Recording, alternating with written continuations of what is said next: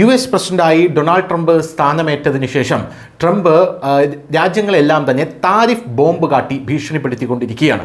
ആ ഭീഷണിയിൽ വഴങ്ങാത്ത ഒരേ ഒരു രാജ്യമാണ് ഇന്ത്യ. ബ്രിക്സിൽ പോലും ട്രംപിന് ഇന്ത്യ ശക്തമായിട്ടുള്ള താക്കീതാണ് നൽകിയത്. ഇന്ത്യയുടെ ചുവട് പിടിച്ച് മറ്റു പല രാജ്യങ്ങളും ട്രംപിന് താക്കീത് കൊടുക്കുന്നത് നമ്മൾ കണ്ടതാണ്. എന്നാൽ ഇപ്പോൾ വരുന്ന റിപ്പോർട്ടുകൾ പ്രകാരം ട്രംപിന് തൻ്റെ സ്വന്തം വാക്ക് പോലും പാലിക്കാൻ സാധിക്കാതെ വന്നിരിക്കുന്നു എന്നുള്ളതാണ്. അമേരിക്കൻ ജനതയുടെ മുമ്പിൽ ട്രംപ് നാണം കെട്ടിരിക്കുന്നു എന്നുള്ളതാണ്. ട്രംപിൻ്റെ 100 ദിനങ്ങൾ തികയുമ്പോൾ, അതായത് ട്രംപ് അധികാരത്തിലേറി 100 ദിനങ്ങൾ തികയുമ്പോൾ ട്രംപ് വലിയൊരു പ്രഖ്യാപനം നടത്തിയിരുന്നു. അതായത് 200 കരാറുകളാണ് ട്രംപ് ഈ 100 ദിനം കൊണ്ട് ഞാൻ ഒപ്പുവയ്ക്കും എന്ന് പറഞ്ഞിരുന്നത്. എന്നാൽ കിട്ടിയത് വെറും 3 എണ്ണം മാത്രമാണ്. ഇതോടുകൂടി ട്രംപിൻ്റെ ആപ്പീസ് അടപടലം പൂട്ടി എന്ന് നമുക്ക് പറയേണ്ടി വരും. 100ാം ദിനാഘോഷ വേളയിൽ പറഞ്ഞ വാക്ക് പാലിക്കാനാകാതെ ഡൊണാൾഡ് ട്രംപ് ഉഴലുകയാണ്. ലോകത്തെ ഏതാണ്ട് എല്ലാ രാജ്യങ്ങൾക്കും മേൽ പകരം തീരുവ പ്രഖ്യാപിച്ചുകൊണ്ട് ട്രംപ് പറഞ്ഞത് 200 രാജ്യങ്ങളുമായി വ്യാപാര കരാറിൽ ഏകദേശ ധാരണ താനായി കഴിഞ്ഞു എന്നുള്ളതാണ്. പക്ഷേ ഇപ്പോൾ ട്രംപ് പറയുന്നത് വെറും 3 രാജ്യങ്ങൾ മാത്രമാണ് ഈ കരാറുമായി ഒപ്പിട്ടത്.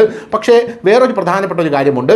ഈ കരാറുകളെല്ലാം തന്നെ, അതായത് 200 രാജ്യങ്ങൾ ആയി ഏർപ്പെടുന്ന കരാറുകളെല്ലാം തന്നെ ഇന്ത്യയുമായി ഏർപ്പെടുന്ന ഒരൊറ്റ കരാറിന് തുല്യമാണ് എന്ന് ട്രംപ് കൃത്യമായിട്ട് വിലയിരുത്തുന്നുണ്ട്.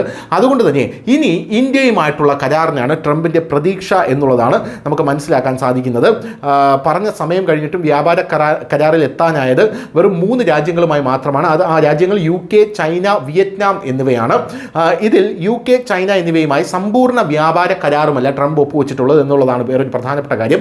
നിലവിൽ US ഉടൻ വ്യാപാര കരാറിൽ എത്തിയേക്കുമെന്ന് കരുതുന്നതും ട്രംപിന് പ്രതീക്ഷയുള്ളതും ഇന്ത്യയാണ്.